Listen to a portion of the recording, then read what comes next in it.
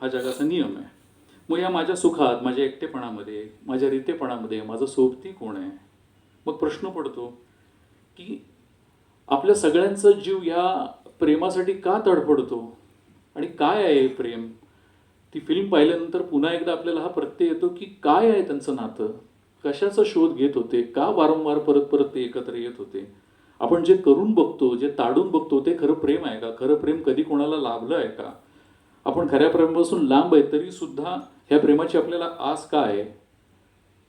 त्या फिल्मप्रमाणेच या पुस्तकामध्येही लिव आणि मृणाल हे दोघेही ह्या प्रश्नांचं मोहोळ उठवून देतात. आता ह्या दोघंही दूरदेशीच्या व्यक्ती आहेत. त्यांची जीवन, आयुष्यशैली, नातेसंबंध, रचना सगळंच खूप वेगळं आहे.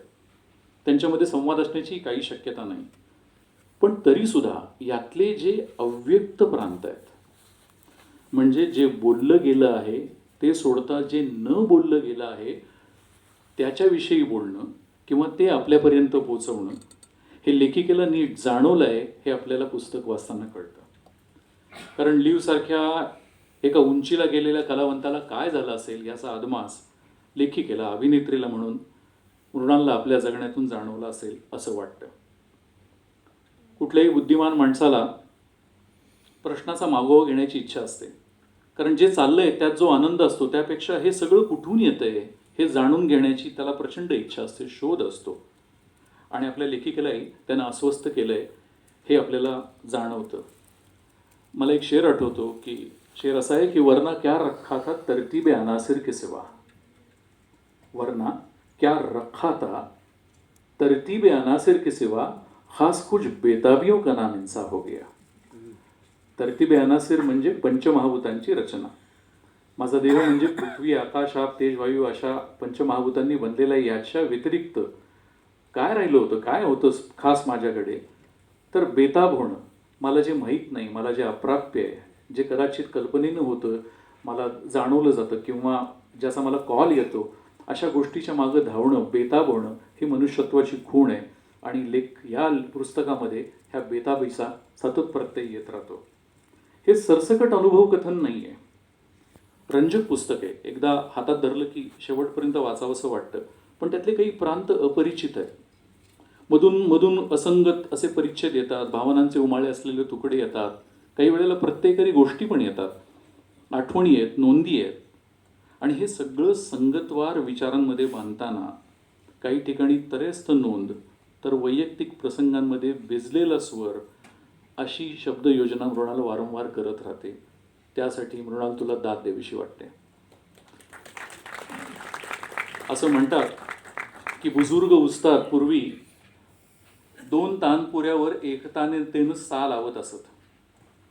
असा की एक तानपुराचा सा वाजवला तर दुसरा आपोआप झंकारून उठत असे.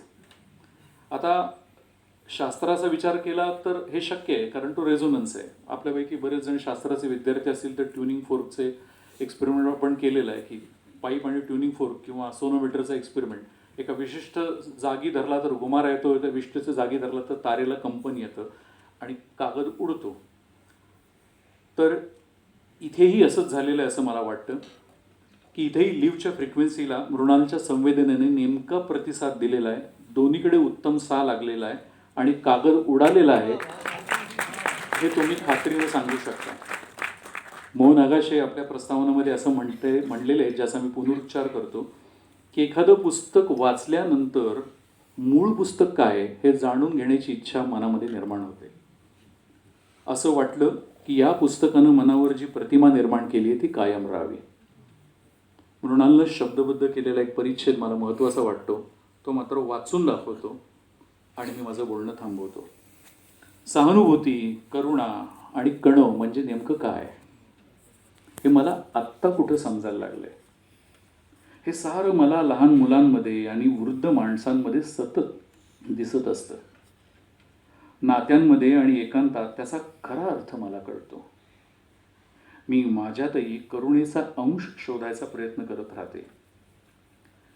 पण ज्यांच्याकडं गमावण्यासारखं काहीच उरत नाही किंवा कवटाळून बसावं असं काही नसतंच कधी त्यांच्याकडे माझ्यापेक्षा सहानुभूती आणि करुणा जास्त असेल का?